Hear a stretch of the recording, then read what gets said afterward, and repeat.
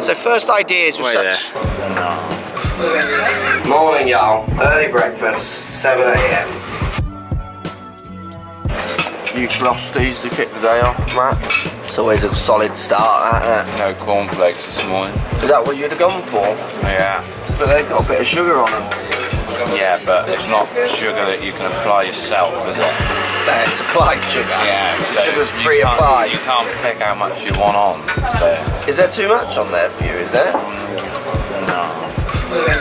Right, great couple of days at the Golf National. What a stunning golf course it's been, and I think it's going to be an amazing Ryder Cup venue, to be honest. This last stretch of holes is going to cause a lot of fun and a lot of issues for players. So yesterday's question was talking about who's going to win Matt's and mine Ryder Cup bid. Obviously I can't give you the answer to that, you'd have to watch it in the future as the videos come out. But today's question is, would you consider coming to a Ryder Cup in Paris, in France? Obviously France, quite young in the world of golf. Paris, not particularly known as a golfing venue, but you're talking about one of the prettiest cities in the world, a fantastic venue, and the Ryder Cup being one of the best sporting kind of events, certainly in the golfing world. So would you consider coming to France to watch the Ryder Cup? What are the defining factors? Let me know down below. Why would you come to a Ryder Cup or not? Why would you come to France or not? Post those comments down below. As always, while you're down there, hit that subscribe button. If you're enjoying the videos, you like checking in what I'm doing, hit that subscribe button. It all helps, and thumbs up as always. We're now heading into Paris.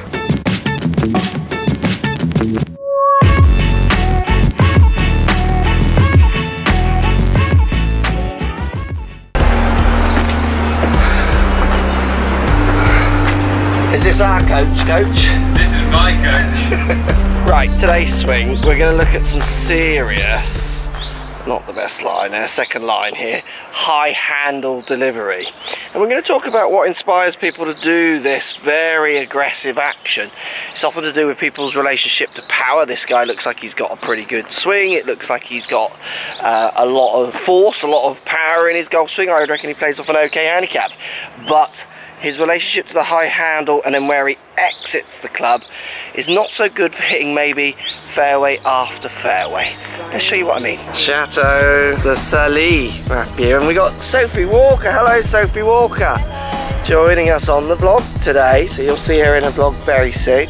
You're in today's daily vlog. I'm pointing my finger, my infamous fingerlet point. Look, no waterproofs, sunshine. Oh my god, we're gonna get Sophie Walker pins, followed by coach pins, Barfield pins. Lovely. First ideas with such a high handle, always exit point is one of my kind of first port of calls to trying to save people from this issue. So we're seeing an exit point, obviously handle's getting up here where the club's kind of out here on the way through.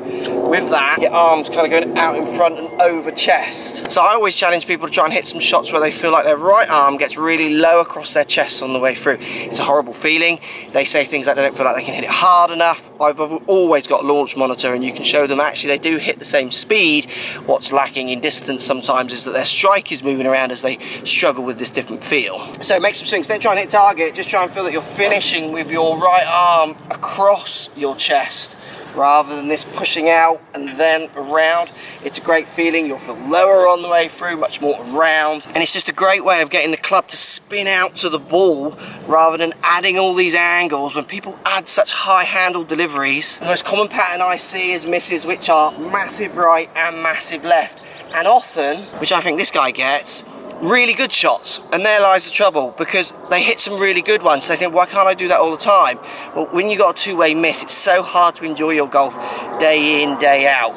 Working on a one-sided miss, while at the same time maybe losing 10 yards at the most on distance, but finding that fairway more, for club golfers is a much more enjoyable day.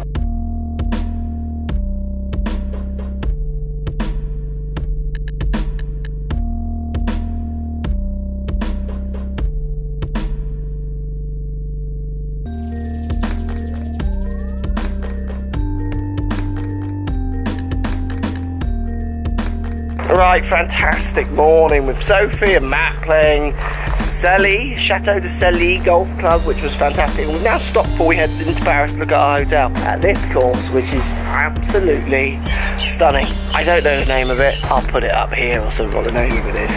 But it's like we're in Surrey but we're not. We're very close to Paris. Even with like a traditional, beautiful old clubhouse, this place is very pretty. Right, next idea, and I do this for students because I try to challenge their ideas of power. What I mean by this is people are interpreting speed often with this movement. So certainly with drivers, it's like this massive kind of stand up to hit it. Often comes from, in the UK, cricket players do it through their strong grips and the way they've learnt to put kind of power through a bat. So I like to just strip them of the power and show them that when they do what I'm going to do now, they don't try and raise their handle at all when they're just trying to hit the ball a much shorter distance. So I've got 50-degree wedge, and literally all I want you to do, you've got a bucket of balls here, 50-degree wedge or pitching wedge, whatever you, is hit a few pitch shots out there where you finish with your hands finishing very much around the left side of you. Club up in the air, hands finishing into the left. Obviously your finish is much more out here. So I want you just literally just pitch a ball out in front of you, hand finishing left. Do it 2 or 3 times and then try and hit the pitching wedge full, still trying to get that arm across the shoulder kind of feeling. Now what I do, I start with wedges and then I get people to do drivers like this. So if they're driver in their hand, so imagine I've got my driver, again just pitching the ball, I tell them just kind of chip it 50 yards out, won't get any hikes, obviously driver's going to have less loft. 2 or 3 of those and then try and hit the ball getting the same feeling. The pattern that happens when you do this with students is they just start hitting straighter shots with one side misses. So they don't hit like these fantastic shots, which they can do with their high handle, but they get rid of their fantastically awful shots. They become what I call kind of boring golfers. If you want to be a good club golfer, so someone with a handicap 10, 9, 5, 12, those kind of things, and enjoy your golf kind of day in, day out, you need to become boring. Distance is key for those guys and girls you see on the telly. It's the kind of one of the big kind of factors that kind of make the men from the boys, if you like. But for you as club golfers, you need to be finding your ball and need to be in play all the time. This drill, this idea will make that happen.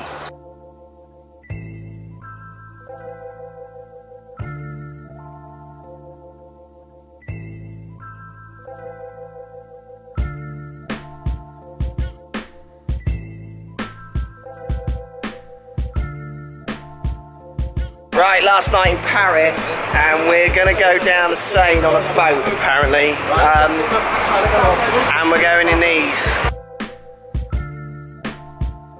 obviously.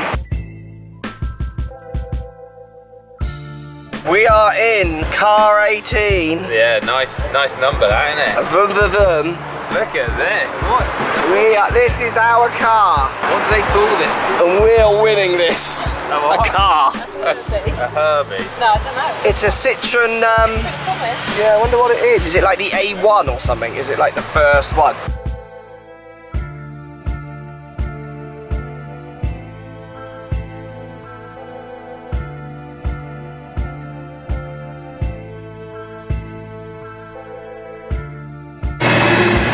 Keep your hands on that roof, Soph, can you? Go fast. It's starting to rain a little.